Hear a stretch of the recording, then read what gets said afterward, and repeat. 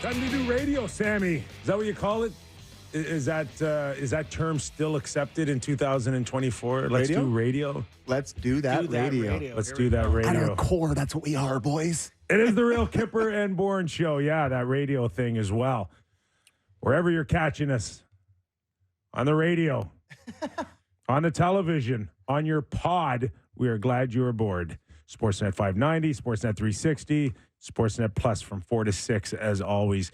Download us whenever you can't get us live, and remember to text us at 590-590. Nick Kypreos, Justin Bourne, Sammy McKee, Derek Brandeo, Jen Rolnick for the next 2 hours, including this first hour on our Leaf edition of our show. The Leafies keep winning, boys. It's easy. It's easy. Looked easy. No Morgan Riley, 5-0. Yeah. Yeah. We had to answer the question on the television last night. Do you make anything of it, Sam McKee? I do make it sucks for them because they played against some, I don't think the Blues and Flyers are in the same class as the Coyotes and Ducks in terms of crappy teams. Yeah. But I don't think the Blues and the Flyers are great either. And you have Morgan Riley coming back tonight, starting a stretch of hockey that is Vegas Golden Knights, Colorado Avalanche, Vegas Golden Knights. And it's like very possible they go 1-2 or 0-3. They could go, hey, maybe they've really come together. But like, it's not going to help that said conversation you pitched towards me. Yeah, we were saying before the show, Kip, like if you look at the schedule before the season and you're in a good team, like the Leafs are, whatever, 10th in the league, there are points in your schedule where they're scheduled streaks. You're scheduled to lose a few in a row, to win a few in a row. They played some pretty soft teams in Riley's absence, so they took advantage of it. 5-0, climbing up the standings. And off we go. 5-0 with some stability on the blue line. It wasn't that anybody stood out like beyond, like, holy moly, where did he come from? He carried us for 5 games. We saw steady play out of Benoit, who's been doing it all season long. McCabe looks fine. Brody looks comfortable on the left side since he went over there. Liljegren played well, okay? But granted, he has not had a great season. Brody and Liljegren were 7 goals for, none against in Riley's absence. Couple of good games. The hope is that he can continue it, but again, a rather small sample size, but collectively, they got the job done. Yeah. And I feel the same way. Like, they got the job done. I didn't think anyone lit the world on fire. I did think Benoit took a step back last couple of games for me. A couple of turnovers in the neutral zone where just, instead of making a play, and I know he's the guy who doesn't have to make plays, but just kind of jamming it up the wall and a couple of turnovers. But Lajoie and Rafai stepped in and weren't bad. They didn't do anything that made you go, oh, you can't use those guys. So kudos to them. So can I just ask you simply tonight, who's Morgan Riley's partner tonight? I think Jake McCabe. And McCabe had been with last night, Benoit. And I'm not sure I'm in such a hurry to break them up. Are you? I'm not in a hurry to break him up, but Brody has looked so much better, and he had been bad. And I think keeping him on the left side is important, and Liljegren finally took a step. So okay, so you leave them alone? Yeah. And then you slide Benoit down to the third pair? Well, we got Lajoie and now you're back with left, Morgan and Jake? Yeah, Morgan and Jake. I think that sounds correct to me. And I think this is a good test to see how far Sheldon's come in these 5 games, because we've been hard on him for going back to old habits dying hard. If old Sheldon, prior to these 5 games, TJ Brody's going right back there. Yes. Right? Like, it's immediately TJ Brody going right back on the top pair with Morgan Riley. He's going to go to that. But maybe he's shown a little bit of, he's going to, now that he's gotten contributions from McMahon and all these people from below the lineup, he's going to be like, hey, I can use guys in different spots. Maybe we'll see. I don't know. What will be interesting is to see if he uses these lessons like you're talking about, not just on the back end, but also up front. John Tavares played third line center with Bobby McMahon and Nick Robertson last night, and I thought the best line for the Leafs last night was Bertuzzi, Domi, and Nylander. They were all over the puck, created chances. They were feisty after whistles. Nylander went back at a guy. Did you see that? Yeah, I did. He did it. He gave him a little. It was good. I know. like Dursey. that. Public enemy number one, Dursey. But think about Domi and Bertuzzi on the same line is a little bit of something the Leafs haven't had. Both pests in a scrum. It was kind of delightful. Deryk Engelland, former captain of Vegas Golden Knights, will join us in about half an hour, and we'll get a feel for defending Cup champions without their captain, Mark Stone, who is now out week to week, according to the organization. Yeah. Eichel's not ready to come back in, so they look like they're a little less powerful up front with those two guys out of the lineup. So outside of that, they're still facing a rather big, strong defense tonight in Vegas. So that'll be a good challenge. But let's stick to last night a little bit, JB. One quick note, Vegas is number one at defending the slot for first in the NHL. So you're right about the defense being tough to penetrate. And apparently Mark Stone is week to week with a body injury, and the injury is not related to his back issues from last year, according to the head coach, Bruce Cassidy. I wonder if he'll be ready to go like April 19th. So we'll get into don't you accuse my Golden Knights of that. We'll get into the eye-rolling situation with Mark Stone a little later on the show. So let's jump right into Sheldon Keefe on our Kippers Clippers of his overall thoughts of last night's win. Get going well early in the game, take control, whether it's a huge goal from McMahon to get us going, and then our power play taking advantage of their opportunities, and then gets a little hairy there in the second period, right? I think they get two. But I did like how we managed it.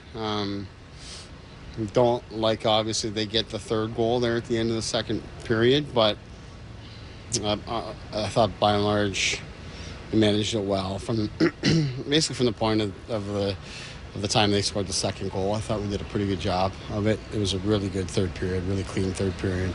Obviously, Willie scoring coming out of the box helped a great deal, but I thought the guys managed the third period very well. You had on TV last night highlighted, Sheldon was a little panicky and yappy at one point in the intermission. Yeah. That's on you. Yeah. That's effing on you. But since after the timeout, they did settle down a bit. On a side note, if I'm Tree Living or Brendan Shanahan, I got to keep reminding him, you're doing yourself and our hockey club no favors. Yeah. You're not going to win those type of arguments with him. You're just going to create animosity towards the officials, especially for me in a game like that where you're the better team. Completely agree. You're up 3-0. Okay, what is the big deal? Like you need you need calls that badly against that team on this particular night that I don't have so much confidence in my team that you could screw me over a call here and there, and it doesn't matter because my team's that much better than yours, and we will just overcome it. Yeah, that's my attitude towards. That's the attitude I want Sheldon to have. Yeah, not to pat myself on the back, Kip, but after the first period, I said to you that like they were going to score more, the Leafs, but Arizona was going to get 3. One of those games where the Leafs, once they get up and it looks like it's going to be easy and comfortable, they're going to take their foot off the gas. They came out for that second period being like, all right, run time. We're just going to run the clock. Then Arizona shot a couple in the net, and they're like, Has Sheldon, we're going to have to play again. Because you've known Sheldon forever and you're with him in the minors and you've seen a lot of his, has he always been this hard on the officials? Yeah, absolutely. Okay. Yeah. Because it really feels like it's over the past month. I don't know. It's Nick Nurse-esque. Where it flashes to him and it's just, he's always all over him. They're always at the bottom of the penalty call table, right? Yeah. They don't get the calls. And to your point, you're not going to win the argument. You're also not going to win their affection. I don't know where he would rank in terms of the whole league because we don't watch other coaches' reactions as closely as we watch Sheldon's. Paul Maurice. But he's just giving he's top. That, eh? He's top 3 for sure in my eyes on officials who just have no time for Sheldon. He can be like sarcastic and dismissive, and it's all stuff that like we all talk like that, but you got to manage the referees a little bit better than he has. All right, we've gone 10 minutes, not even mentioning Austin Matthews. What'd he do? Became the second player in team history to score 50 goals in a season. Multiple times, yeah. No slowing down, apparently. Especially with number 16. There just seems to be a connection now that might be head and shoulders above anything that's out there right now. Certainly Draisaitl feels and like it, yeah. McDavid, Rantanen and McKinnon, but They're right there with those guys. oh Absolutely. no, they're well, currently better. they're at the top. They're the one for sure. Most multi-goal games in a season in Leafs history. Austin Matthews is number 1 with 15 this year. He did it 2 years ago as well with 15, and Vive did it about 20 years ago. Exactly 20 years. So, no, 40 years ago. 40 years ago. My bad. Not good at math. I did today. Good math. I did today write my Toronto Star article. You can catch it on my my X account or my former Twitter account at Real Kyper, and just basically drawing a comparison. And the comparison that stuck out to me last night was going into the game that they played the same amount of games as Toronto careers. Maple Leafs, Yeah. 534. And I thought that was kind of unique. But then there was some other, comparisons, and that is that putting the puck at a greater rate than any other players in history for goal scoring, and the fact that Austin in many ways is still challenging to take that success and turn it into playoff success. And unfortunately for Rick Vive, he didn't have that in his era, but. Were those Vive teams? So I don't know how many Yeah. times he went to the playoffs with, I think with a couple. his teams. Yeah. Yeah, a couple. Were they good teams? I think the years, two years, I think for sure that I can remember that he had over 50 goals, that they were under 500 Yeah. during the regular season. Under So 500, yeah. probably the answer is not really. Yeah. It's funny, right? Because you look back at the early going with Matthews when it wasn't really, I shouldn't say it wasn't really his team. He was a huge part of it too. But when you felt like Kadri and JVR and Yeah. Bozak and those guys, in the early going, you're the underdogs against the Bruins. You lose those years, and it's like, okay, learning lessons. And really, the lack of success comes down to the few years where you puke it away to Columbus, you puke it away to Montreal. Yeah. Like those years, maybe now he's a different player, and maybe 100%. Marner's a different player, and they were awesome, last year in the first round and get a playoff win and all that. But yeah, you can't go back and fix those. So now it's a matter of you're going to have success in tougher circumstances than those years were. Like if you win those 2 series against Columbus and then whatever happens after that, and the Habs series, whatever happens after that, you can look back on the first 3 and be like, okay, those were their times that they won, right? And it's like they maybe go on runs, Right. Like especially, I mean, didn't want to do this today, but the COVID one against the Habs is the all-time what if. Tavares is Chernak, right? Right, yeah. Last year where it's like you're missing a key guy right from the start, and it's probably But the difference in a I mean, series. they had a 3-1 lead in that series without him. Yes. So, they get past him, and they have that Jets team who they own the whole year, and then beyond that, like that's the greatest what if to me. But you're right. And it's hard for me as a fan to not measure, especially at this point of Matthews' career, to not measure the lack of playoff success versus what I'm watching in the regular season. And we're going to have Mike Kelly on to talk about the MVP stuff later.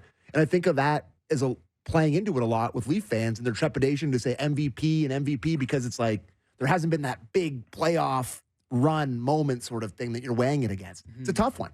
Like I enjoy watching it every night. I really love it. Yeah.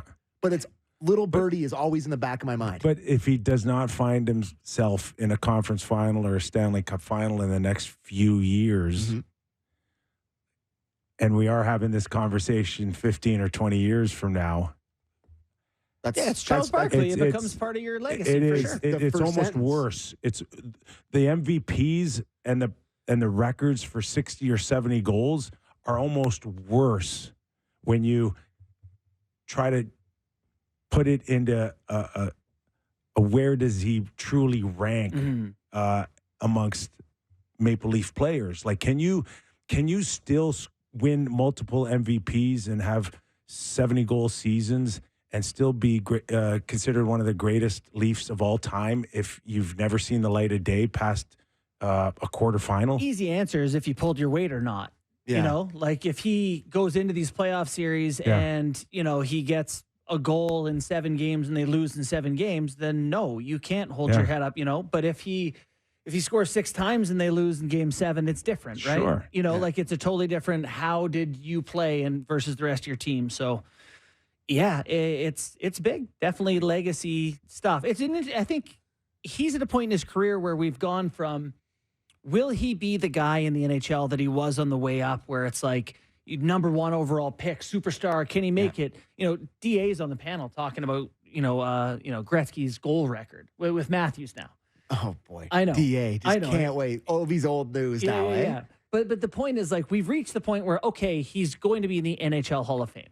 Yeah, he is going to be one of the all-time games great, and now we're changing it to where can he get legacy-wise? Like there are, I believe there's a strong base of the fans that are going, well, if you can score now, you can score in April and May. We expect this when it counts against Florida. Of course. And, why wouldn't you? And nothing less, right? Yeah, I mean, you know as well as anyone, it is a different environment, but you are expected to deal with a different environment. That's your role. It's harder. Yeah. But you mentioned the echelon that people talk about Matthews in, and you know, you think of him in the similar to McDavid, not better, but like in that echelon of player. You think of McKinnon, you think of all these guys, you think of Kucherov. You know, these guys eventually get one, right? Like you think about like the greats, and if you're talking about him as an all-time great, it usually eventually happens. But you know what? But the difference is he wears that sweater. And it's like, no, that's not the one. I honestly think that's part of it, where it's like people are not willing to say that because of that and the early playoff failures in his career. But like, if you're a Leaf fan that's holding out hope, the all-time greats usually end up getting one. I say that all the time, and I do believe it, but it has changed because there's 32 teams. There's too many teams. Right. You know, when there was 20 teams and you were the best player in the NHL or one of the 5 best players, you were going to be on a team that was going to have a chance every year. You know, it's not guaranteed. It's just not when there's this many teams. There's going to be more guys, and I said this on the show before. Last year's Hall of Fame induction is Sedin, Alfredson, Luongo. No cups between all of them. Like, it's going to be more common for these guys. That said, those guys still had a Stanley Cup run, a deep run, you know, Joe Thornton included. Yeah. I'll tell you what I liked a lot last night was watching Austin Matthews have all but, 3.5, 4 minutes in the third period. I don't think he had a shift in the last 6 minutes. Here's a guy that everybody's getting excited about. Can he hit 70? Can he hit 75? Could have easily been a situation where Sheldon put him out there to finish a hat trick. Chase it. Didn't do it. Yeah. And that, to me, tells me Sheldon and the team have a feel that the next 27 games here isn't about just 34 here. I've got to get others involved here, and I hope that continues here. 2 things I want to mention. One of them, let's talk about Marner next, because you know, he certainly deserves that air as well. But Sammy, you know, you had some stuff today before the show, so you weren't there. Sammy and I had a brief conversation about Tavares. You guys talked before the show without me? We did. We talked. Did I give you permission for that? Well, here's the that thing. we ever talked before the show was. We talk about everything but hockey before the show. But we did mention how it feels like Sheldon Keefe, whether it came from Shanahan and Tree Living or just Sheldon's decision, it feels like they've talked to John Tavares and been like, your role is going to be a little different. He is playing third line center a couple games in a row. He is not on the first power play unit as a given. Bertuzzi's gotten some looks. You know, he scores last night, has some pep in his step. It feels like they would have had to have had a conversation with him. Without a doubt. There's no way you just do that and he just, just sees the lineup one day and carry on. They're trying to turn him into a checker. A checker? Yeah. Yeah, no question. That go out there and don't cheat for your offense. That's what was told. Really? Yep. I like this. Yeah. I like this. And it's okay. Yeah. We don't care. He's going to finish. Finish He's going to get 60 chances. points, 70 points, 80 points. We don't want you any longer to feel like you have to drive the offense like you did for 10 consecutive years in the Island and the last 5 in Toronto. We need a centerman that we can put on the ice in big moments and win draws and play good lines. Stay on the right side of the puck. Yeah. Don't turn it over. It's going to lead to offense for him. Eventually, and if you do get a goal here or two, great. But don't feel like you have to be that guy still. You know what's fascinating is like he just gets his shots from such a dangerous part of the ice. He'll still get them. He can still shoot the puck. If he does this. Inner slot shots in the NHL, just the total inner slot shots, the top 5 right now is Zach Hyman, John Tavares, Eric Sinek, Austin Matthews, Anders Lee. And then there's guys like Point and Kachuk and both Kachucks. You know, like all the Kachucks. all the Kachucks. So like he's in that group of guys who gets pucks there. Yeah. And he will, even if he decides to check. So yeah, he's playing with Bobby McMahon and Nick Robertson. Fascinating combination for him. Boy. Mitch Marner. The one thing I will say to you guys is that's that old Mike Tyson line where it sounds good until you get punched in the nose. Yeah. So where is Sheldon and where is JT? If you happen to be down 2-0, Well, then you can 3-1, set 'em loose. 4-1, and you need offense now, do you resort back to Austin and Mitch every other shift? Do you push John back out there? Is John on the first unit on a power play? His factory settings are right? offense. His default settings is that Yes. way. All You you know? need to do is power on, power back on. Yeah, He's back going to be to the going old guy. It's- But 27 games is a lot here moving forward, and I got to think with John continuing to have this different look, they're probably shopping for another centerman. Yeah, he scored his first 5-on-5 goal since December 23rd. Tomorrow's February 23rd, by the way. I thought it was December 11th for maybe first even strength or 5-on-5. Yeah, there is some difference whether it's even Anyways, strength or whatever. but Been a it while. was Been a couple of months. The game where he got his 1,000th point. Was his last 5-on-5 Yeah. goal. And I know it's That's a early, long but time. so far Sure it doesn't look like John. The body language on John has been good so Good. far, right? I see him Captainly even. a couple times last night. I think he came on with the last 20 or 30 seconds of the power play, and He got off. to me, he got shot out of a cannon. He looked like he had good jump. It looked like he knew that he didn't have a full 2 minutes anymore, and there was a sense of urgency. So, so far, it's not like he's not taking it well. Right. I feel bad because I asked for the 2 units, but it's like, I think John Tavares might be better there than Bertuzzi. No, I mean, he may be better there than Bertuzzi. I think but it's like, I think Tavares got a little better in offensive instincts. sure. And he's I John haven't Tavares. loved Yeah. Bertuzzi up there. I know they've been scoring, but it's mostly just on the back of Matthews firing it in the net. But it's like, Yeah. when push comes to shove, 91's on the top unit in the playoffs, I think. Absolutely. If it's game 7, you Yeah. need one. He's the guy who's there. I hope game 1 he's there. Yeah, good point. Last night we had a little bit of a segment on our panel, Leaf panel, that said biggest surprises, and I had Bertuzzi. I mean, as a surprise of the lack of offense, Yeah. and It's a clever twist You in the know, question. yes, well, that's what I do, right? Everybody, and you've mentioned this at times, is like, just it's okay. He'll score in the playoffs, or he'll get hot at the right time. Do you really feel like that still has a chance here with him? I do. Am I You naive? do. I do. I believe. Because I don't. Ooh, that hurt to hear. Yeah, I don't. And I don't know what it is. And someone says, like, why? And the only thing I can come up with is, for whatever reason, he's just not a good fit for the Toronto Maple Leafs. Whoa. He's just not. You don't think his, so? His style of play, or there's just something. He doesn't fit on this team. Maybe he hasn't fit with line mates He's never yet. gelled with anyone. No. There So hasn't been But he chemistry. does pass it well, which is baffling. He sets guys up. And he wins pucks. Really? Yes. I think he's a good and passer. so they've just they've just been really bad at finishing his plays, or else he'd have 55 points, 60 points now. This is where it's baffling because the analytics, which, sometimes they get it wrong, but often it usually corrects itself. He still drives the play in the right direction. Okay, so maybe from 60 to 84, it could correct itself. Maybe.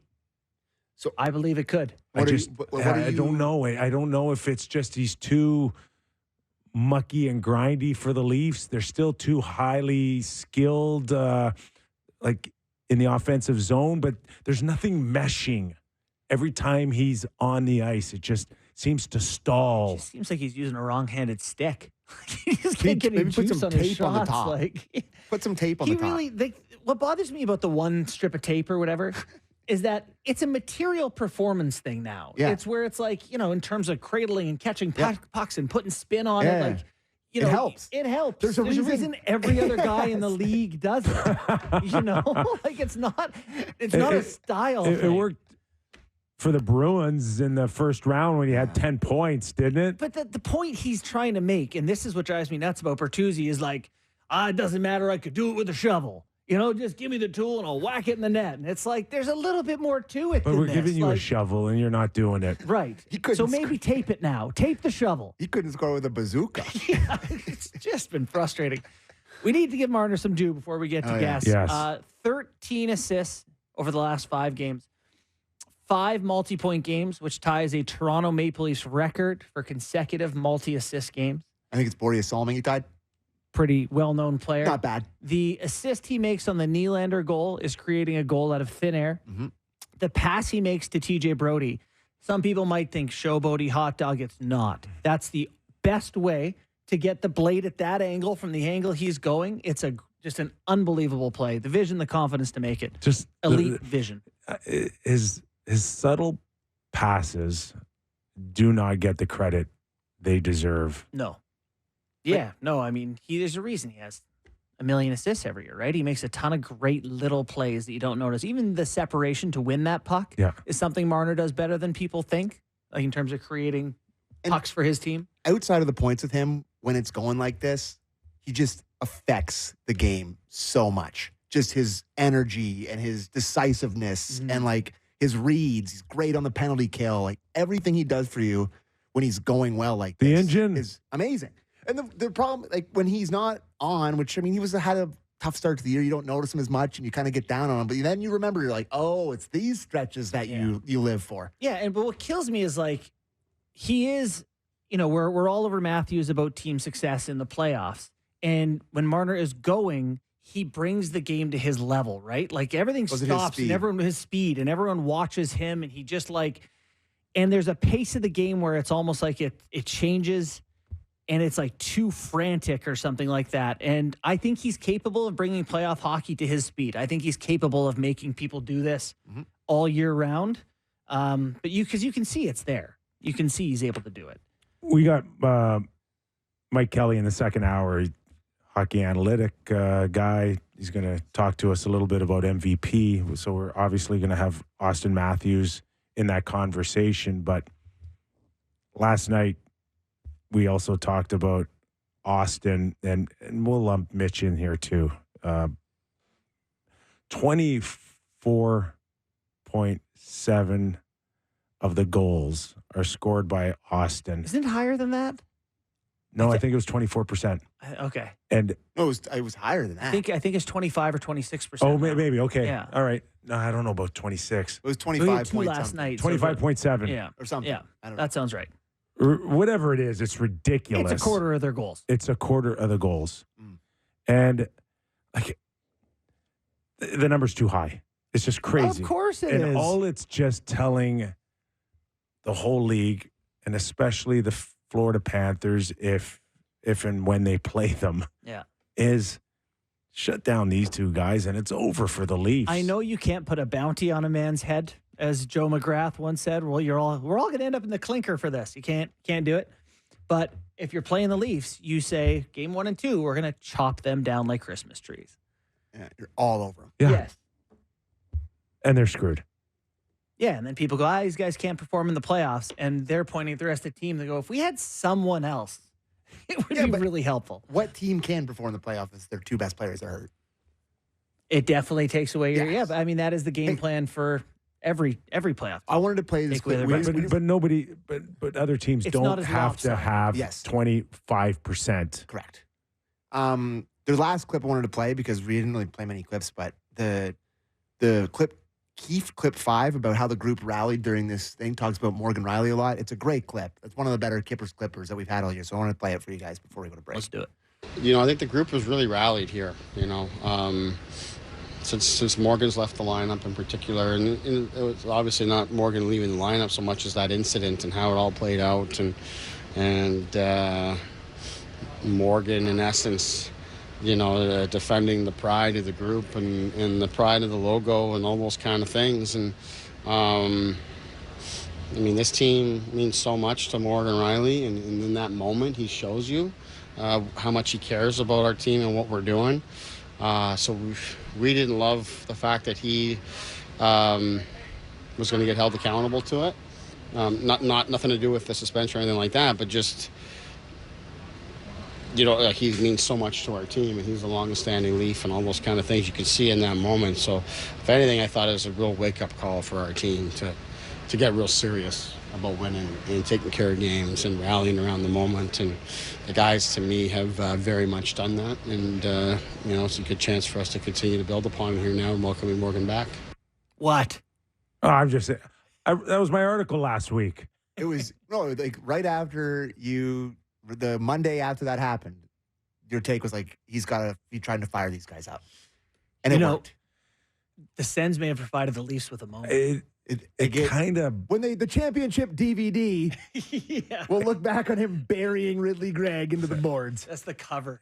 It does bother me, though, when I hear people say there is no correlation, that's just stupid talk. Oh, that's insane. It's especially... No correlation between the wins? No, Morgan doing that, and, The rest of the year. did he need to do that? Yes. Right? God, if he goes in there and hugs him. It's just people don't want to associate that incident with rallying the troops or Don't want that to be a or positive, the a moment of pride, violence or to having be pride into stepping up in that moment. Yeah. And I'm like, yeah, it does. And I've said it for a long time. And then now Sheldon, who's living it now, right? Yeah.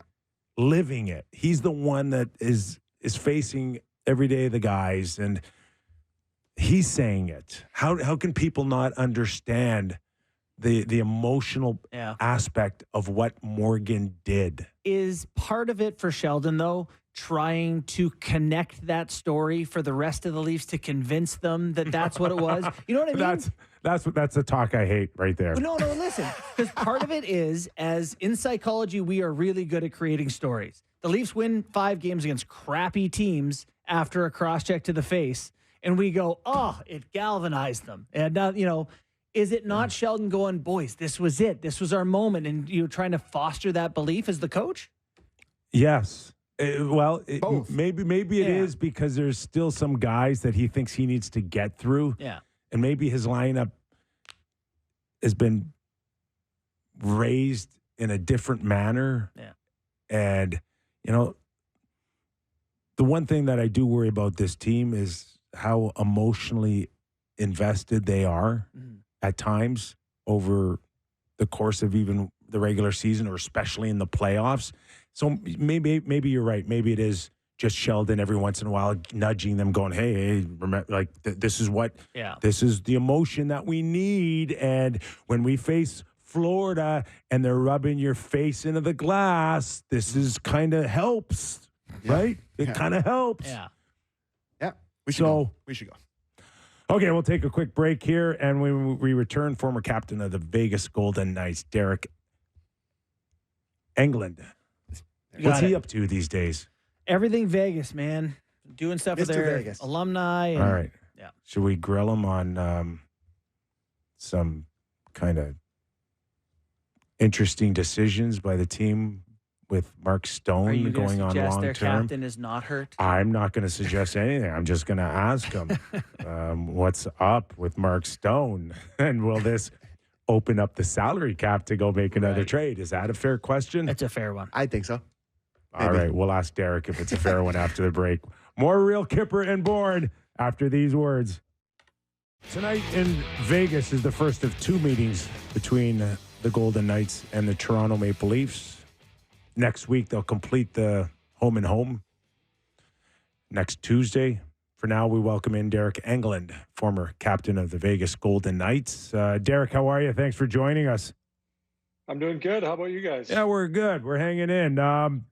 Just want to get your thoughts overall in terms of coming off of a Stanley Cup championship and where Vegas you think is in defending that. We know how difficult it is to win back-to-back, especially in a salary cap era. How has Vegas held up so far in your eyes?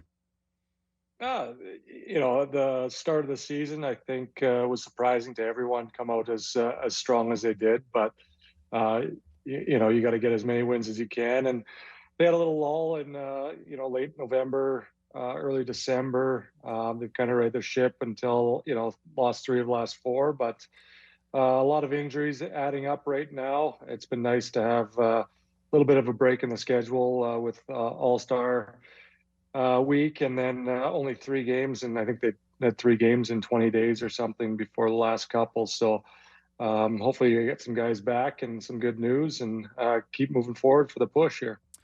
One of the guys that it doesn't sound like they're going to have back is Mark Stone. Every fan base right now is mad at Vegas, thinking they're going to keep him out till playoffs and use that salary cap space. Where is the Stone injury, and what does that mean for the Knights as they head towards the deadline and make decisions? Yeah, it's it's a blow to the team. He's such a good leader. 200-foot game, all situations, and just his goal celebration just up everyone on the team. So it's a big loss to them. Obviously, I don't know what's going on with him, but you never want to lose a guy like that. And I'm sure once they see what's wrong and go into the trade deadline, that's going to play a big factor in what they're going to do. So who steps up front? We know I think Marchessault might be a game time decision if I'm not mistaken, but Stevenson's been a guy that I don't know if we ever looked at in his Washington Capital days, thinking he was a frontline player. But man, oh man, every time I watch Vegas, he's one of the best players on the ice. Where's his game right now, and in terms of leading this club without a guy like Stone? Yeah, when you have Stone and Eichel both out, you're going to look towards those guys. Steve-O, he's had an up and down year, I think. Probably not where he wants to be, but this is a perfect time for him to step up and take the reins and be that that number one centerman that he can be. He's so gifted, such a good skater, so strong on the puck. So you're going to look towards him, Marchie, like you said, Carlson. And then you got to hope some of the young guys that are getting that shot to show what they have, they got to step up and seize the opportunity that they're given. If they start on whatever line, but they got to push those spots and hopefully can contribute. Losing those big name guys, it's not one guy stepping up. It's a collective whole group of forwards that have to step up and replace those guys, and getting Theodore back in his second game is going to be huge. I'm sure he's got the cobwebs off after last game a little bit. Yeah. He missed a lot of time, so him being back there adds a lot to the offense and the decor too. So what do you think as they head towards the deadline? Like, are they where they want to be? Do you think, just going through their stats, it seems like maybe they could use a little bit more offense. Do you think that this is a team that's going to be looking to make some big additions here in the coming weeks? They always seem to surprise you with what they pull off. So nothing's too far-fetched here. I'm sure they're going to do whatever they can to make another run and repeat. So, I haven't heard anything yet. They usually keep things pretty quiet. You don't read about much with them, but they always pull something off that's big. That's a big help to the team. I don't know if you've noticed, but there's a pretty hot score coming into Vegas tonight. and the likes of Austin Matthews and Mitch Marner. Now, if there's one blue line, Deryk, I think that might be up for a challenge right now to shut these two guys down. It would be the one in Vegas. Besides the obvious, they're big and they're strong. What is it that makes this this blue line stand out amongst most? Oh, I think obviously you got a top guy like Pietrangelo, Theodore. Your third pairing, White Cloud and Haig. When guys are out, they play second pairing minutes, and they have no problem with that. So they're definitely deep. I don't think they're worried about who's out on the ice against what or who, and they're going to have their hands full with Toronto tonight. But obviously you want Petro or and Martinez out there against those top guys at key times. But with those big guys out up front, you're going to look towards the D-core to chip in and shut down. So with them trying to shut down those guys, they're going to need also a big game out of Hill tonight. Yeah, last one for me, just on the goaltending there. And Aiden Hill we talk about the Four Nations face-off, and everyone's like, who's going to play goal for Canada? This guy's name is kind of on like the periphery of that conversation. Tell us about where you think his value is compared to like the public perception of him as a goalie. Yeah, I think, I've met him briefly here and there, but I've heard nothing but good things, how good of a teammate he is. On and off the ice, just a low-key guy, down-to-earth guy, and he's stepped in a tough situation last year when Laurent Brossoit went down and played outstanding. Got rewarded with a nice contract, 2-year contract, and he's come in at the beginning of the year. You look at those first 10 games that they won, he was a big part of that. He made a lot of big saves, kept them in games when they probably shouldn't have won. So he's, stepped up this year. It was a big question mark if he could perform like he did in the playoffs, and I think he has and exceeded that all year. If he stays healthy, he's going to be right in that talk for Team Canada for sure. Deryk, really appreciate your time. Enjoy the game tonight, and thanks for doing this, man. Yeah, thanks for having me on. Yeah, thank you, man. Appreciate it. Former captain of Vegas Golden Knights. You know what I was wondering? He has an active ceiling fan going behind him, but it's in a room that is outdoors. Buddy, I was thinking the same thing. What is the temperature in Vegas right now? That's what I asked. If I would have noticed him sweating, I think I would have cut the interview right there. Deryk, I don't need to see you sweating in 84 degree weather. He's just got a nice tan. What is the weather? What are you are we cutting in on your tea time? It's currently 17 degrees Celsius. So it's just about room temperature out there. So no clouds. Having recently been to Vegas for a Vegas Golden Knights game, my Knights, as you know, tough one for you. My two favorite teams went up against each other. Yeah, I was there for the Penguins, which has a very passionate fan base. Tons of Yinzers, as they say, the Pittsburgh sports fans. Yep. I would love to see what it's like for a Leafs night, because you're going to have all the people on trips going down there for the game. People I would imagine it would be an electric atmosphere there tonight. So it's gonna be good. I don't know if you said this on air or you said it off air, but you're not seeing the Leaf win tonight, are you? Yeah, I really don't feel like tonight is a great night for them. So, I'm hoping. How about this? I don't usually say this, but I'm really hoping for a measuring stick game for the Leafs tonight, because I think that if they can find a way to win and have a good look, and it will take a good look. I'm looking at this blue line going, who's penetrating through this blue line tonight? Bud, I love you. But if they win tonight, you're going to come in here and go, they didn't have Stone. They didn't have Eichel. No, I'm not. No, I'm not. I'm not. Not against this blue line. Yeah. I'm going to tell you, boys, I'm tripling down on they have to go for it right now. The D. And we had a little bit of this conversation. Oh, did we? That I don't know. You tell me. You gave me updates on how many people. Would you trade a top prospect for? If they find Relax, a way, everyone. if they find a way to have a very good showing tonight, it will suck in all the doubters to say, okay, maybe they're better and closer than we think. Yeah. Tonight is a type of game that can do that. No. Martinez, Pietrangelo, McNabb, Theodore, Haig, Whitecloud. Stanley Cup winning decor, all 6 in tonight. So you mentioned that conversation we had yesterday about Easton Cowan. Just looking at it now, update 280,000 views on X. And all of them say conversation. no, don't trade him. Yeah. Pretty much. No. 90%. Here's what I don't know. Do I know my Leafs Nation or I know my Leafs Nation? Exposed nerve. You The saw it. second you brought that up, I was like, oh boy. This It's so is not funny, going though. over Like well. Minton, no one would flinch when we mention him. Like, No. Nyes, I think people don't want to trade him, but Listen, Cowan I has don't- already I embedded don't himself know, in the psyche. I don't know what it would take, but if it's one of those where I think I can get 2 or 3 pieces that can help me win now, then I'm telling you, they need to consider trading this kid.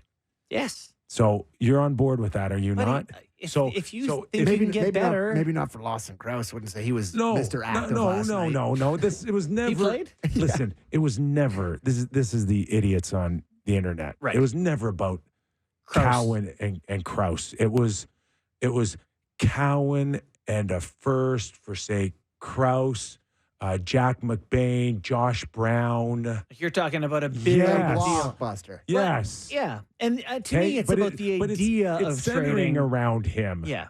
Of trading someone Yes. you really like to get better today and next Like, year and the next At year. the end of not the day, you 3-4 years. you can't snap your fingers and get big.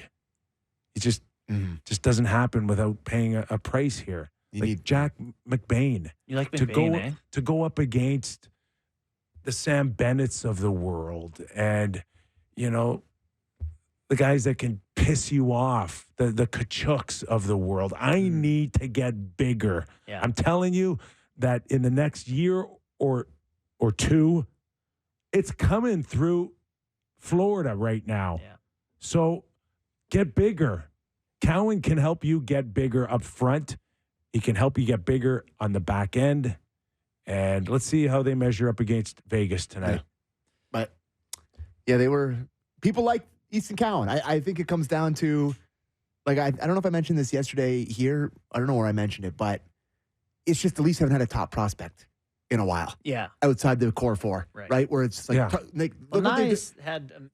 But it's And that's what happens when But- you go for it. that's what I mean. Okay. Oh, I am fully on board here. You can't go for it in the last 2 years, maybe 3, and then bail now. Just middle it, become the Minnesota Wild, losing the first round, pick 15th, whatever, 22nd. You made the bed.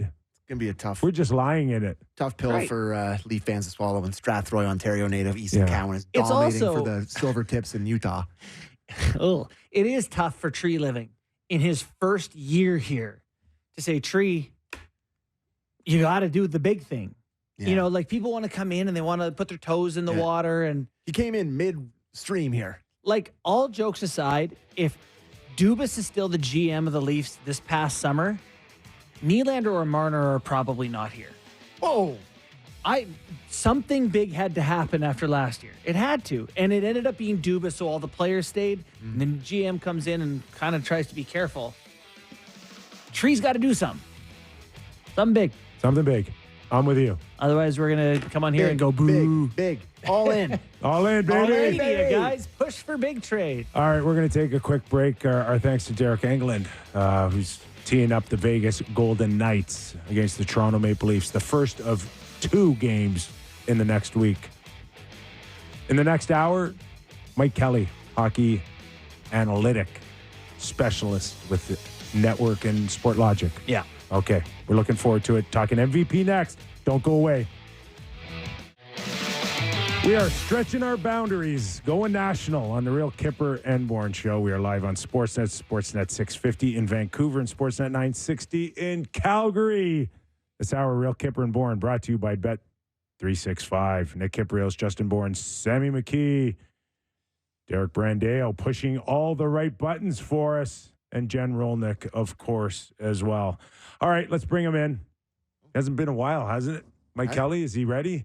Did they buzz? Oh, he is ready. But he was ready like on Tuesday, I think. Mike, how are you, pal? I'm doing good, Kyper. How are you, buddy? We're good. All right, let's get right into it because I don't know. A couple weeks ago, we would have thought for sure a guy like Austin Matthews would have been an afterthought when we're talking about an MVP. Kucherov, McDavid, and McKinnon own this spot now, but is it Austin's now right in the thick of things? Is he ahead now with the thought that he could end up with 70, 75 goals? Where are you on that? So I was going through this today, and it probably won't shock you guys. I'm a pretty kind of literal thinker here in how I went about my approach on doing the Hart Trophy stuff. But if you look, like I look at facts, I look at precedent. And if you look at the last 6 years, not going back too far, there's really 3 ways to win the Hart Trophy. You can lead the league in points, and that's 4 of the 6. You can score more goals than anybody, and a big number, and that's Matthews a couple of years ago when he did it. Or you can drag your team kicking and screaming into the playoffs by being so much better than everyone else in your team that you get the award that is given to the player deemed most valuable to his team. And that was Taylor Hall. So does Matthews check any of these boxes here? Well, he's on pace to score 77 goals. He's on pace to score 20 more goals than anyone else, which is insane. Yeah. So, will he keep it up? Probably not. But, I mean, can he get 70? Absolutely. He won the Hart Trophy when he scored 60, which was only 5 more goals than Draisaitl. And Draisaitl had 5 more points than him. So, if Matthews gets 70 plus this year and say it's 10 or more goals than anyone else, precedent would say, yeah, he's got a case to be right in there. Yeah, it's the conversation has changed a little bit, and I know you're a guy who is also aware of the defensive metrics, and he's been a pretty good defensive player this year as well, has he not? Yeah, 100%. And I'm sure you guys see it the way that he plays too, right? And there are times when he's not as engaged as he could be maybe in his own end, like a lot of guys. But when you look at his impact, I mean, more stick checks, that's separating an opponent from the puck with your stick than any forward in the league. And he kills penalties, but not a ton where you might get a little bit more. Just anything you look at, puck battles, block shots, he's up there. A lot of that impact coming in the O-zone as well, but that helps create more offense for his team. So is he deficient defensively? Absolutely not. He is way better than average. And that, I think you bring up a great point there, Bourne, is that to score the way that he does, he's not cherry picking. This guy's complete game is crazy. Yeah, Kip, I want to follow up on Matthews. Do you have anything else on Matthews? Yeah, I do. Okay, go ahead. No, you go ahead. All right, you have a tweet. I was going to ask about tonight because he just had a tweet while we were on air about facing Adin Hill, who is apparently a goaltender tailor-made to stop Austin Matthews. What did you dig up? Yeah, this was very tongue-in-cheek, by the way. But, hey, look, if there's one guy, it's been Adin Hill. So it's just funny, Matthews, his release is so quick. He's scoring a bunch of one-timer goals, which has been an evolution in his game over the years. He goes high glove more than anywhere else in the net. Well, Adin Hill has the best save percentage in the league on quick release shots. He's got the 5th best save percentage on high glove shots. And Matthews has faced him 3 times. He's got 10 shots, no goals. 2 goalies in the NHL. Matthews has faced 3 times with 10 shots, no goals. So yes, clearly Adin Hill is way too good a goalie for Austin Matthews. So last night on our telecast, somebody threw a number at, maybe you had it on our lineup, that Austin scores roughly 25% of all the Leaf goals. And any idea where that would stand historically? What is the average? I mean, someone mentioned to me maybe the last one close would have been Stamkos at 60 goals for roughly 15%. How crazy is 25% at this point of a season? That's a great point. I don't know off the top of my head, and I actually hadn't even thought about it in those terms, but a quarter of their goals for one guy that really puts it in good perspective. That number might go down if Bobby McMahon keeps scoring the way that he does, though. That guy's on a heater. Well, if you're Sheldon, you're hoping and praying that it goes down. Yeah, they need some help from somewhere else. So looking around at some of the other trophies, Mike, you had talked about Quinn Hughes earlier in the season. I think last time we had you on, we talked a bit about the Norris Trophy. Do you still think Hughes is the front runner there? Yeah, I do. I sense hesitation. No hesitation. I know last time I was very definitive about it. I do still think it's his. And there's guys close, like Cale Makar's, I think, closed the gap. Noah Dobson's in that mix. I don't know, guys. Like, would you give it to anyone other than Quinn Hughes right now? I think he's just the numbers he's put up. He's an assist a game on an elite team, playing huge minutes. His defensive game's really good. He's scoring goals, kind of doing it all. You know, it's funny when you say that, because we do know that at the trade deadline, there's just a thirst for defense, right? Yeah. And yet, when we talk about a Norris, I have a funny feeling that we're going to be talking about Hughes and Makar for the next 10 years. But, you know, who's the next wave? I mean, you mentioned Dobson in the island, but like there is a drop here, Mike. Yeah. Right? I mean, does it say something about the position at all, and where we're kind of, I don't know, where are these guys coming from, Makars and Hughes? Are there enough of them?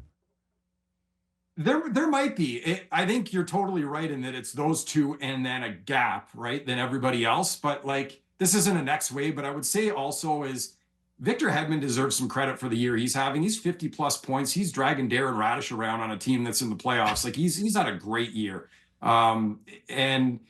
But he's on the downside a little bit here, right? You know, he's on the downside. Yeah. So the next wave, like I think Rasmus Dahlin on a better Buffalo team in a couple of years could be in that mix. Miro Heiskanen probably doesn't get enough credit. I wouldn't put him there this year, but in any given year, could he be in that mix? Owen Power, the next Hedman. Luke Hughes.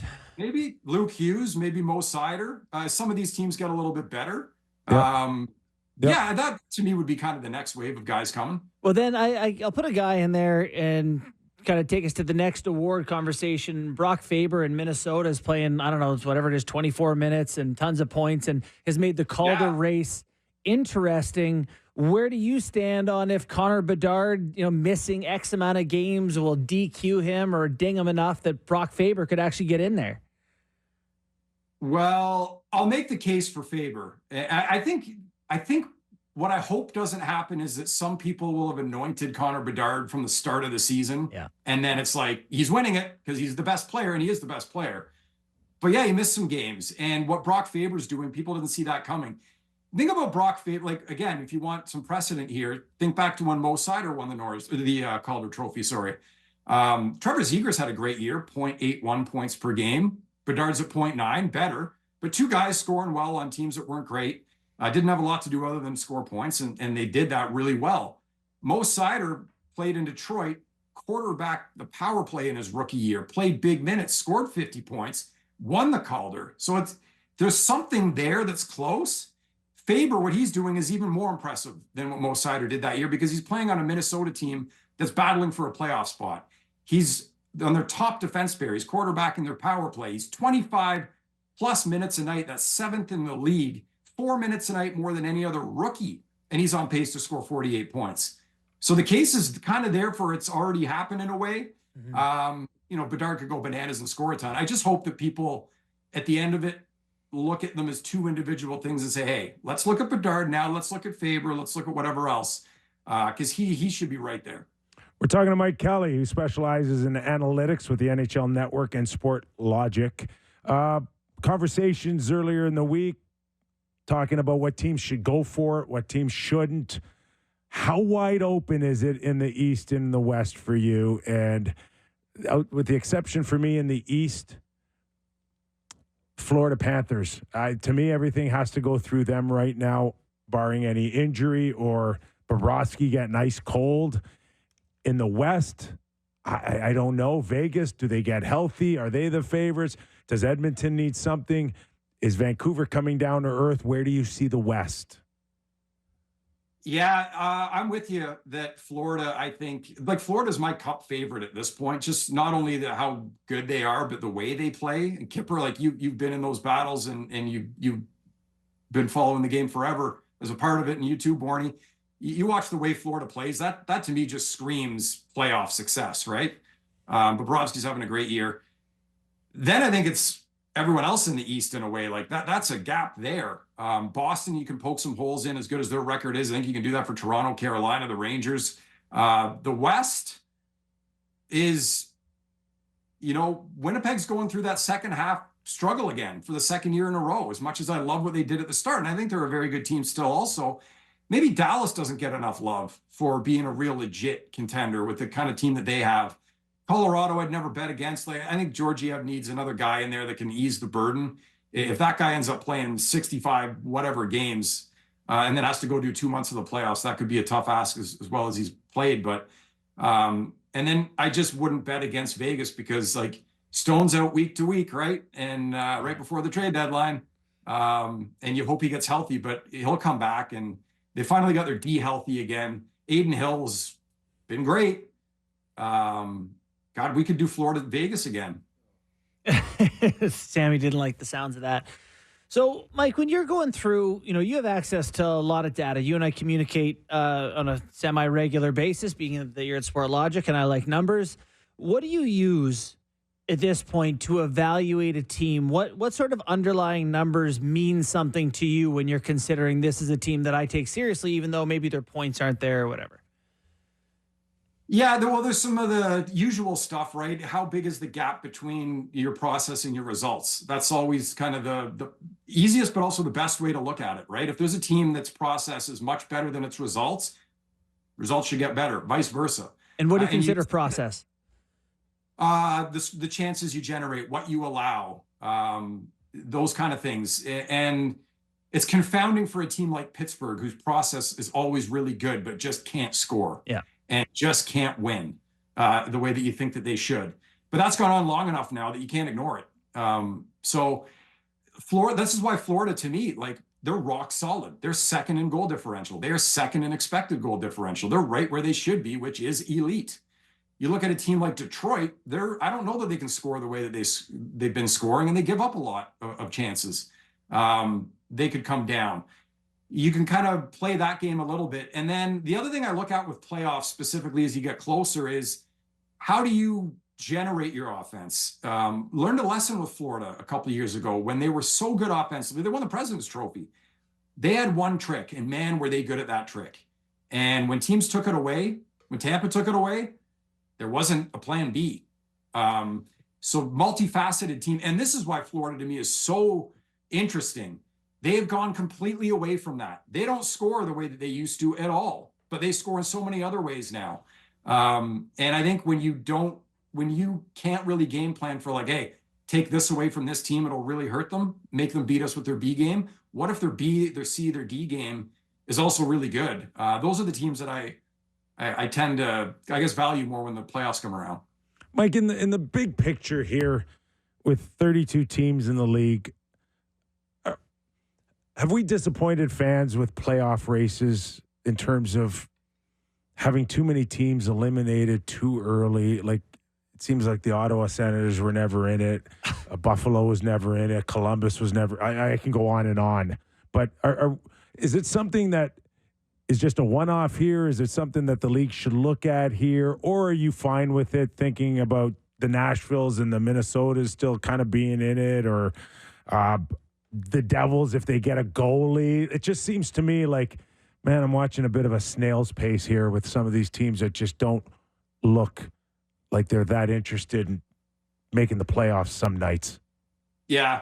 It's an interesting question because how much of it is the way that the point structure is set up, and how much of it is, I think wisely, we've seen some teams say, hey, forget playoffs. If we don't think we're a cup contender, we're tanking. Not tanking, but we're stripping it bare, right? Mm-hmm. So now you've got teams. Calgary's going to go that route, I think. For sure. Chicago went that route. Anaheim's gone that route. Teams that have just said, we're getting rid of everything and building it all back up again. Arizona. So you automatically have multiple teams every year that don't have a snowball's chance at making the playoffs. And then I think, too, with was it last year that the East was wrapped up at Christmas time, basically? Maybe it was 2 years. November. Might have been last year. Yeah. Yeah. So, and then this year, even around the same time, I was like, there's one spot left in the East and maybe two in the West. When you just do the math of it, right? Because the 3-point game can keep everybody picking up points, but also it's harder to move up spots in the standings as a result. You think about the tear that when LA was still winning and going with Edmonton, Edmonton only made up so much ground in the beginning until LA really fell off.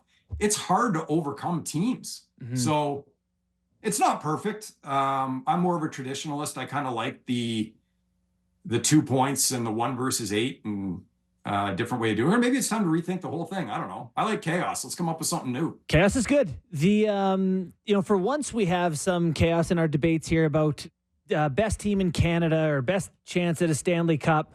I don't think many people put the Leafs in that conversation, but certainly Winnipeg, Edmonton, and Vancouver all get their due. Is there one you see as having the strongest odds of the group? I'd have to say Edmonton. Yeah. Vancouver, for as good as they've been and as good as they are, they could be a team to me that's, second round see ya. When you get up against some other teams. I love the Canucks, and they're really good. They've got a great goalie. We know what they are. I just wonder, again, is some of that offense, if it comes down to earth a little bit in the tighter checking playoffs, is that going to be a problem? Winnipeg at its best, I maybe like more than anyone else in Canada. The way that they're built and the way that they can play, we're just seeing that inconsistency again. So then you look at Edmonton. Yeah, they put it together for quite a while now. They've proved that it's not just a power play to score offensively. They've proved they can get some scoring from guys other than their top 2 or 3. And Skinner, I've kind of always said I think they need another guy there to push him or to help him. All he's done is prove me wrong since he kind of got back on track. So if he's going to play like that, I don't know how it couldn't be Edmonton. Was I wrong about Ottawa at the start of the season? Oh, very wrong. What did you say? Was that the start of the season for the Oilers? Oh yeah. So if you had to pick one team, Mike, to make the biggest splash here, where would you lean? In Canada. At the deadline? In Canada, yeah. Oh, in Canada. Yeah. Biggest splash. The biggest, go for it. Edmonton, Toronto. I think the biggest go for it probably should be Vancouver, given kind of, again, where they're at. Well, probably Lindholm's, it was a good start. Right. That's a big piece. Lindholm's a great start. Zadorov. Yep. Whether it's adding like another winger or another guy on defense, even for depth, if not a guy that can play every day, but they're ahead of schedule and they've got a pretty good chance to go on a run. I don't think Winnipeg's the kind of team where a big splash is what they need or what would even necessarily help them. And Toronto, you look at other versions of this team, I don't think this is the best one. And they don't even have a lot of future to mortgage to begin with. Yeah. I don't know. You see where things go, obviously, in the next few weeks. But I'd be reluctant to give up too much for a one shot this year if I was Toronto. Last one for me, just a team that, outside of playoffs or at least on the cusp that you think has a chance. I'm looking at specifically the New Jersey Devils. The Kings are in a wild card spot. Like, there seems to be a few teams to me that are not way up there, but still have chance to win a cup. I wrote the other day about how it seems more than ever that a Stanley Cup winner could come from an 8 seed, a 7 seed in either conference. Yeah. I like the Devils. That'd be my one. There's not a bubble team. Like maybe Minnesota kind of goes on a run. St. Louis, I think you can poke holes in. Nashville, the same thing. You get to those teams. LA, again, just because we know what they can be. Yeah, they could finish in a wild card. And to your point, Bourne, go on a huge run. But I'd probably go with the Devils because, like, if they get a little healthier and whether they have a goalie step up internally, whether it's Dawes that can take it and run with it or one of the other guys figures it out, or they go and get Jacob Markstrom. I mean, Mike, sorry to interrupt, but to your point, if they go get Markstrom, are they set up analytically to be one of those teams to come from 8 to maybe a final? To be a 6 or lower and have a great shot? Yes. Yeah, definitely. Like Markstrom's been a top 5 goalie this year, and one of the things I look at with goalies as well, as much as I can, because it's not perfect, is how does a goalie play? And does that fit within the team system and what they allow? Like I remember having a great conversation with Devin Dubnyk about this when he left one team where it did not fit the way that he played at all, and it didn't go well. And he went to another that did, and he was brilliant. He's the same guy, just in the right spot. Yeah. Markstrom, for me, there's nothing about New Jersey that would say, oh, that's going to be a problem. So yeah, that would be massive for a team that's had big goalie trouble, but otherwise pretty legit. All right. We'll wait and see. March 8th, trade deadline. Coming up. We'll have you on before then, I'm sure, Mike. Thanks for doing this, pal. All right. Good talking to you guys. Yeah, thanks, Mike. Appreciate it. All right. NHL Network and Sport Logic putting all the numbers together for us. Yeah. My favorite thing to do is to check they have like a graph on their page about, if you're better goal scoring, you're farther this way. And if you're better defending, you're farther that way. And see where the teams are in the whole thing. Your Toronto Maplers, pretty good. Pretty good. They're in up that there. quadrant, in the correct quadrant. They're in the correct quadrant. Oilers look like the best. Do you go crunch numbers like after every night? Or would you wait, like in the morning, would you go? Well, every night I'll get a game report from Sport Logic, and I'll see where the Leafs were strong or weak or whatever. The other night, who was it that they were so bad in puck battles? We all were like, God, they can't win a puck battle. Philly. And they got just Are you killed. hot and cold on just certain categories, or is there one that you always go to first? I always check expected goals, which is kind of the deserve to win factor. If you I think the expected goals in the last game against Arizona, the Leafs just absolutely crushed them. It wasn't even close. Are you measuring shot attempts, shot blocks, shot? So every time someone attempts a shot, where is it from? Is it off a rush? Is it off a rebound? Yeah. It's all assigned a certain weight. So they should have had 4.93 goals against Arizona, and Arizona should have had 1.71 goals. So then you can look at it and say, okay, Samsonov, let in more goals than probably should have happened. But still, that's a game where they will play him. You know what I look at too is just ozone possession time. Who had the puck longer in the other team's end with possession? That tells a bit of a story to me. I'm always weary of high danger chances. Just who's collecting the data, and is he a moron? Well, now it's a lot of computers. Is it? A lot of okay, that makes me feel better. Yeah, then. And Sport Logic does go back through. So it's all like the algorithm, and then they have people go back and vet the information. I always envisioned the data collectors being like the 1972 NHL goal judge. Well, he's 100 years old and can barely make out his hand. Well, there was years where there was just some guy up top being like, "That's a shot."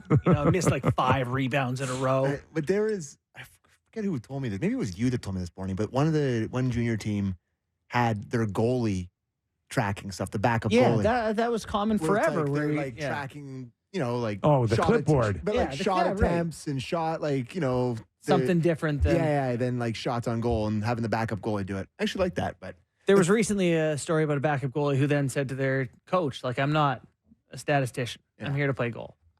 Which the thing he said, coach probably didn't love, but I know the thing he said there that about process versus results. And talking about Pittsburgh, it's that's what it just makes you not want to do the job anymore. Where it's you have the right, you're doing the right thing, the puck will not go over the line at the rate you need it to. That's why hockey is incredibly frustrating. But this is where analytics is coming around, where you don't just go, "Oh, we're getting unlucky." Dubas teams have looked unlucky for a long time. A long time now. The Edmonton Oilers had good numbers when they sucked at the start of the year. Yes, they did. But that was validated, right? Yeah, when they came around. Absolutely. That's my whole point. Yeah. Yes. Yeah. They based it on this will turn. Yeah. Now, still fired your coach. Yeah. But, they didn't look. But Daryl Cates doesn't look at the underlying numbers. They saw the numbers and they said, this will turn for us. Yeah. The 3 best teams in terms of expected goals this year are the Oilers, the Leafs, and the Penguins, which make of that what you will. Oilers. Florida's right there. Oilers, Leafs, Penguins. Yeah. For expected goals. Yeah. Then Panthers. My favorite joke is who's expecting them. I know. That's my favorite joke. Yeah, that's a good one. Anyway, it's not very good. The power play though is right. What is that? Listening through Dubas's press conference yesterday, there was 3 separate questions about the power play. It's a we're working on it. It's a hot Give him the Reg button Dunlop. issue. Yeah. Well, you go and get 100-point defenseman. And it No, gets, we're not doing this again today. Oh, no, we're not. No, but what we should do is that, hey, Sammy, thank you for saving me there. Elliot did right Oh, in yeah. 32 Thoughts. Could Eric Carlson and Ottawa be could there be a reunion between Carlson and Ottawa? There was already one firing of a general manager in Ottawa. You want two? But Elliot doesn't just say things like that. It was the number 2 point of his 32 or 26 thoughts or whatever. It was the second point is, could there be something there? What's 26 thoughts? He doesn't do 32 all the time anymore. He's a busy man. Oh, okay. Yeah. Okay. I thought they got rid of 18. Anyways, do you guys want to do game time? Badly. Even if we said no, Yeah. you'd still do it. So Well, why do you I ask? Because support you. I was making sure there was nothing else you wanted to get to before I read game time. You're so nice. You are. People have said that about me in my life. A lot of other bad things, but generally nice. It's game time, presented by Bet365. Visit the app for latest odds and find out why it's never ordinary at Bet365. Must be 19 plus. Ontario only. Please play responsibly. Now, Kyper, Bet365 is sort of feeling a similar way to you about the Leafs in Vegas tonight. The Leafs are a favorite tonight in Vegas. On the second half of a back-to-back. No Stone. With- no with- Eichel. Is that Stone and no Eichel? Yeah, but I mean, Martin Jones and net, second half Are of a you sure they're a back-to-back. fave? They are. They're minus 115 favorite. Wow. Vegas is minus 105, so it's pretty close, pretty close to even money here on both sides, but minus 115 for the Leafs in Vegas tonight. So kind of a little bit of credence to your feeling. Yeah. Maybe you're wearing that suit today. Maybe you set the lines there. Lucky. What's the guy in Casino? Marty Mush? No. Who are you looking for? The character that Robert De Niro plays. I can't think of it off the top of my head. So Here's what I think of that game. Martin Jones in net, Mm-hmm. back-to-back for the Leafs. Yeah. Everyone thinks Riley's back and going to eat the minutes. They're going to give up some goals. Vegas is missing great defensive player in Stone. I just think goals. I just think bet the over. okay, like that. The number on the over is minus 115. So they think it's got a good chance of going over as well. So if you like a side in that, maybe you could pair it with the over and have a little bit of fun watching that one. Battle of two teams scrapping for their playoff lives tonight in St. Louis. New York Islanders in St. Louis to take on the Blues. Didn't love what I saw from the Blues the last two times the Leafs played them, but I haven't loved what I've seen from the Islanders So you either. like with the Islanders? So give me a shot on the underdog at home, the home dog, the St. Louis Blues at plus 105. And I'm just pulling this up now because I saw the Washington Capitals. Ovi's hot, boys. So Ovi's hot. 8-8.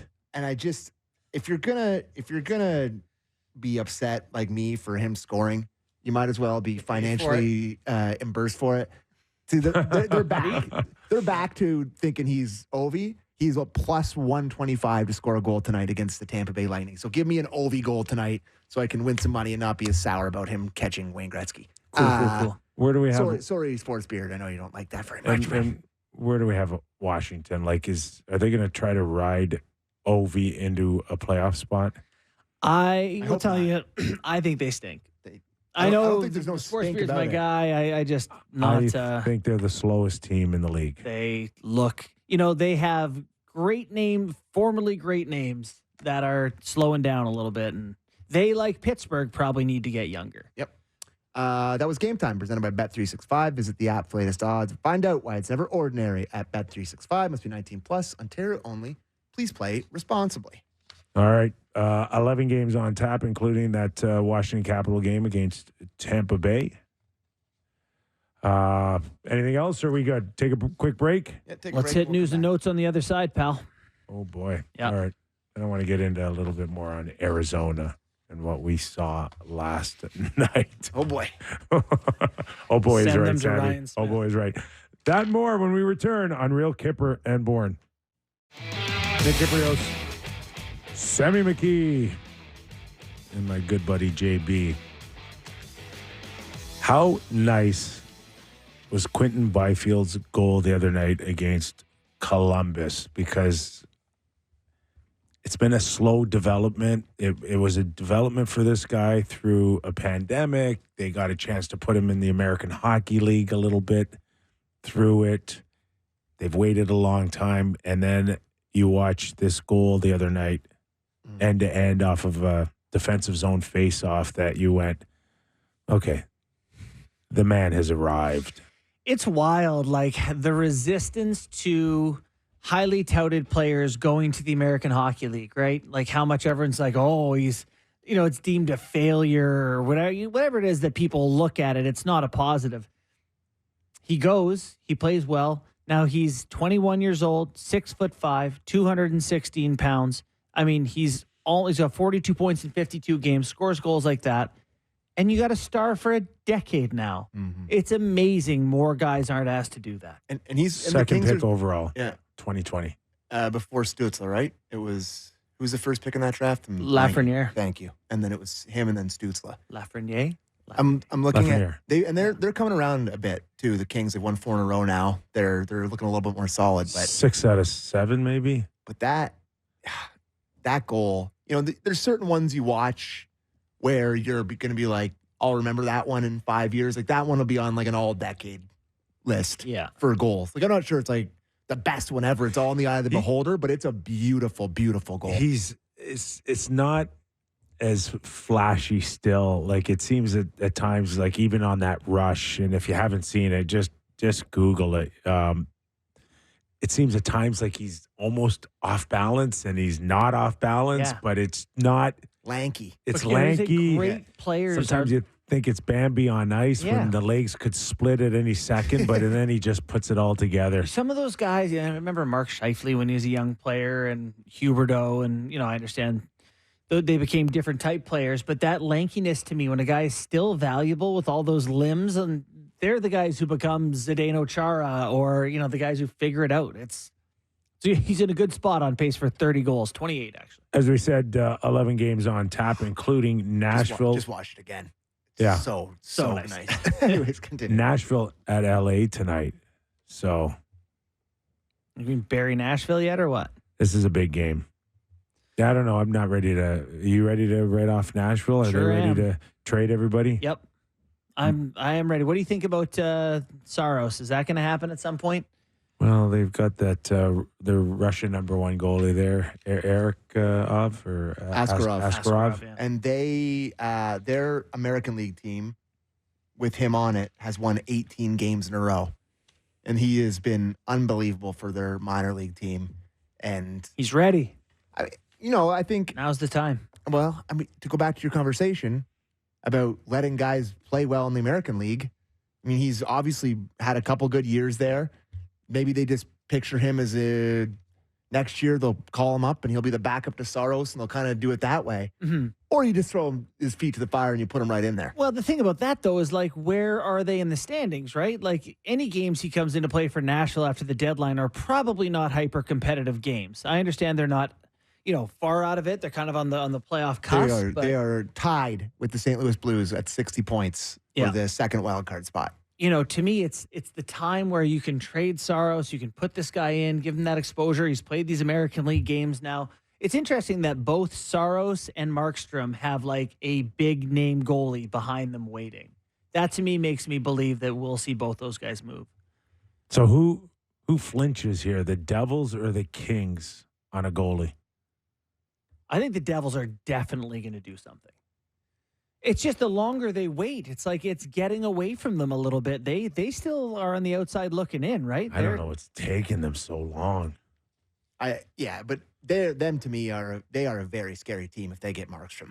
Yeah. Because it's immediately the team they were last year with one of the best goalies in the league, right? Like that changes things in the Eastern Conference playoff picture to me. Yeah, you look at all the talent there. The top line is Palat, Hischier, Bratt.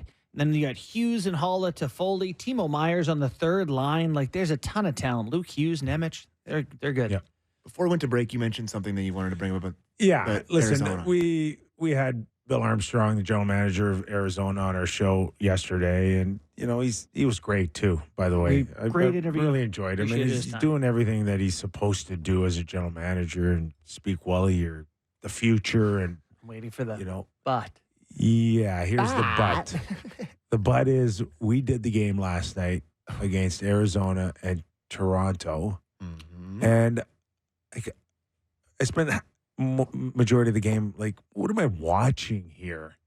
It was just a horrible feeling. It was a horrible look. The shadows on the ice. The sounds, it sounded awful. It's like, what are we watching here? This is not NHL standards. Players it's not, are growing. Even the frustrated. game. Listen, Leafs take the 2 points. That game last night did nothing to help the Leafs prepare for the Stanley Cup playoffs. It was just a filler game, almost like just get your goals, Austin, get a couple of goals, keep it going, and just get the heck out of there. Yeah. But that's just not right. No. It was, you know what it was like? It was like watching one of those preseason. those September Craftville games. Yes. It's like they're playing in like Finland as like a preseason Or series. they were like in Orono Arena at the community center watching it. Like you gotta shut that down. Like, it's embarrassing. It's been embarrassing, Kip. We just don't talk about them because they haven't been relevant, but it is humiliating as an NHL fan that we have a team in a college team's rink. The fact that it's the second season of it is crazy. Yeah. Like, even if it's the first year and it's like, we're doing this for 1 year and we're figuring it out, we're moving somewhere else, this is just a temporary thing. The fact that they're like, no, another year is unbelievably embarrassing. We don't want to come on here and be negative every day, so there's no point in talking about it all the time. But make no mistake, that's embarrassing. it has to end after this year. Next year, they can't do it again. They just can't. And I do believe it could still work there. You just got to get in Arizona. Yeah, the right owner. But they can't build a rink by September. You don't have to build a rink. You just move the team in with the NBA team, the Phoenix Suns. You share that building. Think that's functional in the interim? Yeah. You shared the building with them. You get your 15, 16, 17,000 people, and you build one as early as next year. You start the process with a solid ownership group that the fans there can trust. I don't think it sounds like it's their present owner right now. So do you think the team's actively for sale right now? I don't know what's going on behind the scenes. Yeah. I have no idea. And I'm not sure they definitively know yet. Yeah. But there has to be some hard decisions coming up in a few weeks. Elliot, I talked about 32 Thoughts, has all those long thoughts. If I'm not mistaken, thought 22 at the bottom. A couple weeks ago, Coyotes owner Alex Marullo said he'd address his staff about the future. It hasn't happened yet. Sounds like a guy, Marullo, being like, I'll get back to you. I'll pay that parking ticket next week. He's trying to figure something out here. Yeah, he's trying to figure it out. And I think the league still, and we know how stubborn Gary can be. And I don't know, we've had examples where everybody's told him to bail on Ottawa and Edmonton and Winnipeg, and somehow he's found a way to keep them there. Or go back to there. I know nothing. I have no contacts, but I bet the idea that Marullo would sell the team back to the league or give the team back to the league, and they give them whatever it's roughly worth, and then they get to sell it for much more to an ownership group that wants to build a rink and do the darn thing. I will say, though, if you're a Leaf fan, last night rocked. Was there any Coyotes fans there? No, but you're in Scottsdale. First of all, we've well documented our love for Scottsdale. Yeah. You get to go to that arena. You see, like I said last night on Leafs Talk, you're seeing Kanye West at Lee's Palace. Like it's an NHL game in a junior barn. Like it's unbelievable. Yeah. And then you get to pour out into downtown Scottsdale after you watch your team win against a crappy team. It's a great night for a fan, for a traveling snowbird fan. But every night for a NHL team, it's embarrassing. Logan Cooley just got stuffed in a locker by Liljegren. The second one, he hit hard. That's Nye's context, by the way, right? Like it was him and Cooley on a line with Snuggerud in Minnesota. Mm-hmm. And watching Cooley, everyone's like, you got to see this kid skate. He can't skate past Liljegren. Well, he had the dash later in the game where he cut around Benoit, and Benoit actually made a good play to recover. Took a good angle. But the burst, you're like, whoa. He has it. He's got it. I know it hasn't shown in the last 12 games, but they're like the Ottawa Senators of the West. Giant. You could sell hope with a lot of these guys. Michelli's good. And I'm sure Gary will be selling hope when he bumps the price up a bunch to the guy from Salt Lake. Yeah. Look at all this hope. Colorado apparently going to be sort of going through Arizona's roster and looking at Bustad and, perhaps an Alex Kerfoot reunion. One of the Oh. teams looking for someone off their rosters. I heard Hendricks. Huh? Colorado. Yeah. Lots of interest in Henrique. Adam Henrique Adam Henry. out of Anaheim. That would make them significantly Yeah. better. But he'd be like no different than Monahan. That would be, let's start with a first rounder and add. I mean, Adam Henrique first I'm rounder. just, hey, Relax. listen, Monahan I just think and Lindholm, believe it or not.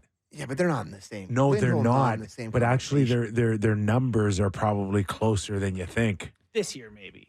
It's funny. I've watched a lot of Canucks since they got Lindholm. I love watching the Canucks. One of my favorite teams to watch. I'm not just saying that to pander to the Vancouver audience. Oh, yeah, They're- tons of skill. They're a really fun team to watch.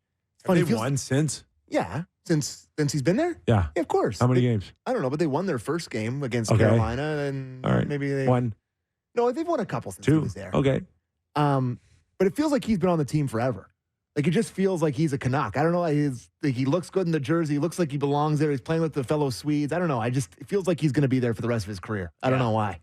Maybe not, but just looks like he belongs. Yeah, I can see it. Are they back at it tonight? Oh, they've got Seattle. Yeah. So, yeah, shouldn't this be a good rivalry? Well, Seattle has not. Seattle's bailing too. You think they're going to sell? Bailing? Yeah. Yeah, they'll get rid of a few pieces. Yanni Gord to the Leafs? No, but Eberle probably will get moved, and maybe a defenseman. Alex Wenberg? Is he UFA? Think so. Yeah. Yeah, I can see that. So their back end is Dunn, Larson, Alexiak, Borgen, Dumoulin, Justin Schultz. So, yeah, Seattle, everyone loved the patient way that they played it out of the expansion draft. You just look at how hard Vegas had to work to get elite players. I still would have loved to see them have something on this roster. You know, they have a lot of assets. We always say they didn't treat themselves. No. They didn't treat themselves Should have at picked up all. Tarasenko. Or, Duchesne or just something. Yeah. A treat. Just a little treat. When we think of a guy like Jimmy Rutherford who can pull a trigger rather quickly, or what Vegas has done with Kelly McCrimmon and George McPhee and how they pull triggers, Ronnie Francis is almost like the opposite, where it's just like go take a look at his history of trading or bringing in guys. It's slow and steady. That's a good way to stay employed, though, isn't it? If you're just, I'm conservative, I'm mature, I'm cautious, The answer is yes. Yes, it's a great way to stay employed. Wasn't that the rep on Cheveldayoff forever? And I used to call him Kevin Shovel Summeroff. and He he never do anything. And he has been hasn't he been employed for 100 years? Yes. He's been there forever. So it's Yeah. like there's something to that for Right. sure. And it's slowly kind of built to them being David Poyle. Yeah. 25, More. 25, more years of them. 30 plus. Well, no. since they Can't came help but notice in. none of the guys we just mentioned have won a cup doing it. But Yeah. He pulled a few big trades What over about, the years, but still just Cheveldayoff's enough last to like 5 trades have enough been good. to keep people believing that you're that close to winning a But Stanley none Cup. of them are, go get me Jack Eichel. Go get me Alex No. Pietrangelo. No. And then when those moves fail, you get fired. And when they succeed, you win cups. So it's like a risk reward. Where is Can I ask you a question yeah. about Seattle? And Yeah. I guess maybe you answer my own question because of the conservativeness of Ron Francis. Yeah. But would they ever listen on Alexiak? I don't think so, but They should. make an offer you can't refuse, but I don't think that they're interested in moving him or Larson. Is it Larson? Yeah. And Vince Dunn's there. one for and one. so Alexiak's on Justin Schultz. You want Justin Schultz? No, I want Alexiak. What did you think of last night's Oilers-Bruins game? Yeah. It was fun. Stanley Cup preview? Down 4-1. So good on him for making a game of it. But a little sloppy on their part, I guess. Corey Perry shoots another one in the net. Big fight. Yeah. The fight was interesting. I don't know if you saw how it developed, but it wasn't like a do you want to go thing. It was like the guy said something Yeah. to him that upset him. Yeah, and they fought. Yeah. And he held his own. Sure. I just You want to guess on what he said Yeah, to let's upset him? speculate. Let's see how this goes. yeah. I got a few ideas. Boys, we got 4 minutes left of the show. Let's stay employed. All right. Okay. go ahead. Swayman being bad would worry me for the Bruins. Not that he's a bad goalie, but they need their goaltending to be Jennings Trophy good, because the rest of the team is very okay. And the feeling was that they were spectacular when the team was kind of okay for a good portion of the first half of the season. Yes. Oh, they won them a lot of games. Here's one that I had no idea about. The Panthers seek their 12th road win against the Hurricanes, which would tie an NHL record. Like, was this completely under the radar, or am I just an idiot? No, this is one of those. So, sorry, is it just 12th road win in a row right now? That's what we're talking about? Yeah. Okay. A road winning streak. I got to tell you guys, I don't love stuff like this. I know you don't. Yeah. You know, like baseball, and they're like, this guy against lefties in, in parks that face southwest outside in the wind in the afternoon hits. It's like, okay. Outside of no sizzle on, I don't care about a stupid record. It's impressive, though. Yeah, it's great. They win all the time. They're great. They're the Doesn't matter best if they're team in the home. It league. doesn't matter if they're home or away. Yes. They come in there, they beat the crap out of you, they score more goals than you, and they leave. They are very, very good doing the hockey. Carolina, though, is coming around, so they got their hands full. Did you guys take a look at how many UFAs are on Florida Oh, yeah. No, is there next lots? year? Oh, Take a It's the look. whole team. Like half. Yeah. Half the team. Right. They got to re-sign half the team. By the way, Kyper, it's all of Arizona's D-men are up. I did hear, though, Literally all that of there's not a huge concern on Sam Reinhart resigning. Yeah, he'll sign for $10 a year. It's going to be under 10.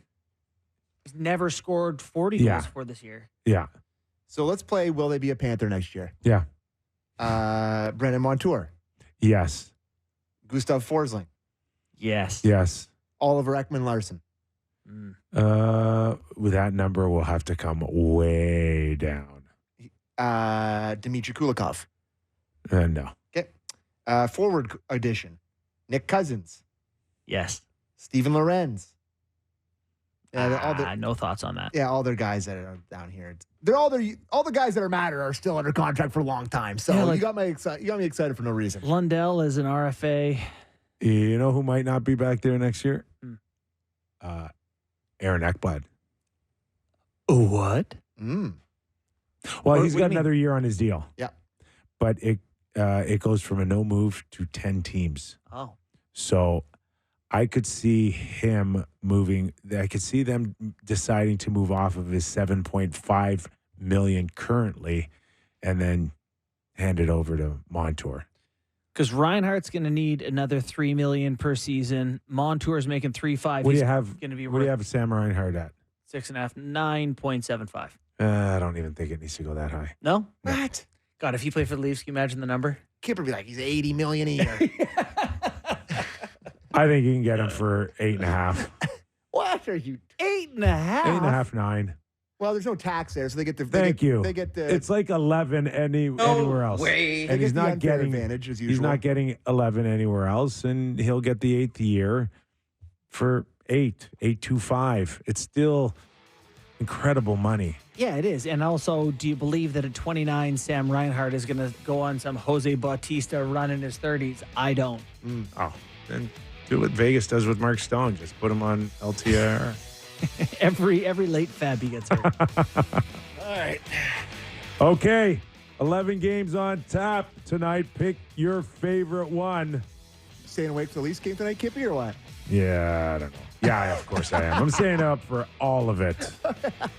Deryk Third Engelland, period has morning viewing written all over. former captain of Vegas. Thank you for joining us. And Mike Kelly from the NHL Network and Sport Logic.